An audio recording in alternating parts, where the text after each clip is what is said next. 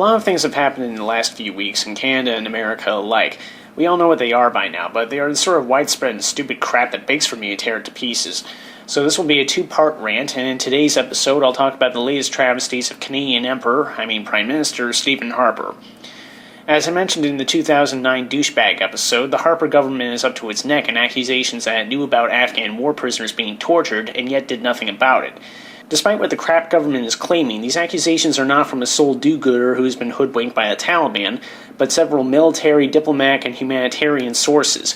Yet the standard response from the right wing in this country has been to deny all of this, declare those whistleblowers to be public enemies, claim that the public doesn't care about this issue, and finally shut Parliament down when the shit has hit the fan once again over their own dumbassery. By the way, the Tories criticized the Chrétien and Martin Liberals for doing the same thing just a few years ago under less sleazy circumstances. So it's okay for Harper to do it because? Now some of you may be asking, isn't the Governor-General the only one who can close Parliament? And the answer is yes. In this case, Michaela Jean closed the doors after a simple phone call with the Prime Minister. She's given no reasons for this. That's not a good sign. When Parliament took what is laughably called its holiday break, Harper was constantly fending questions about the torture issue and doing everything he could to block an investigation into the matter, which under any other circumstances would be a crime by itself. By proroguing Parliament, the investigation has been shut down indefinitely.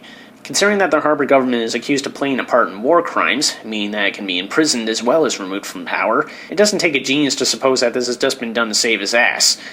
This is a sentiment, by the way, that is shared by the vast majority of the country and more parts of the world at large. Unfortunately, we're at a point where Canadians cannot trust the government to handle this matter. Between a weak opposition, an artificial majority in the Senate, and a Governor-General who will do whatever Harper wants instead of enforcing the Constitution, Harper effectively has absolute power. It's not legitimate power, but it's there nonetheless. Officially, this extended break will only last until the end of March when the Vancouver Olympics are done, but I'll believe it when I see it. After all, we are talking about a man who claims that Parliament destabilizes the country, begging the question of whether or not he thinks closing it permanently will make us stable again. In the meantime, more and more people are seeing through Harper's rather obvious bullshit. Of course, it would help a hell of a lot if conservatives weren't so keen these days on not only lying through their teeth, but acting completely inhuman and basically trying to tell us that the world is flat. A couple of my old classmates have told me that Harper is the lesser evil in this case. Come on, I don't pretend that Ignatieff and Leighton are perfect by any stretch of the imagination, but an accused war criminal who has no problem with attacking our liberties and tearing this country apart can fairly be called evil, I think. And as for their comments that prisoners of war deserve what they get, never mind that they're basically supporting breaking the law, but I suspect that vets of World War II, Korea, Vietnam, and a few other wars would love to have some words with these punks. Many of Harper's lackeys in and out of Ottawa have claimed that there is no evidence of prisoner abuse, and anyone who says otherwise is against Canadian soldiers. The problem is that anyone who has, read a newspaper, knows that there is plenty of evidence of this, some of it documented by those very soldiers that the Tories are hiding behind. By the way, I don't think they'd appreciate you guys routinely threatening our democracy when they're risking and sacrificing their lives to bring democracy to Afghanistan. Speaking of which, those of you with Harper hard-ons who claim that the guy isn't trying to be a dictator, please explain to me, with a straight face, why anyone doing this exact same thing on the other side of the world would be called a corrupt despot. Conservative MPs, as well as the parasites that they've got trolling Facebook, have the nerve to tell us that Harper's suspension of Parliament is good, decisive leadership.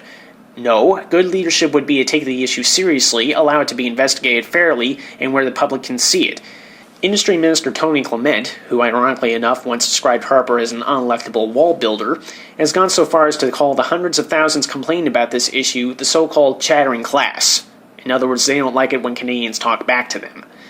For that matter, a ruling party that actually has a handbook on how to disrupt committees isn't being bold and strong, it's acting like a bunch of gangsters. There's a big difference. Finally, Harper himself has claimed that no one cares about this issue. Don't bet on it. Incidentally, Harper, the fact that you're trying to confuse a legal and moral issue for a strategic one shows definitively that you have no honor or decency at all. The good news is that the public as a whole has finally had enough. Every newspaper in the country is infested with letters outraged at this disgrace, and grassroots movements to reopen Parliament and kick Harper out are getting larger every day. Will it be enough to put an end to this tyrant? I hope so. It's long past time that the people of this country found their backbones. So this is a fair warning to the lackeys that think torturing people, trying to cover it up, and subverting democracy to pull it off is all a good thing. Clean up your acts now, or you will have one hell of a fight on your hands. Enough said.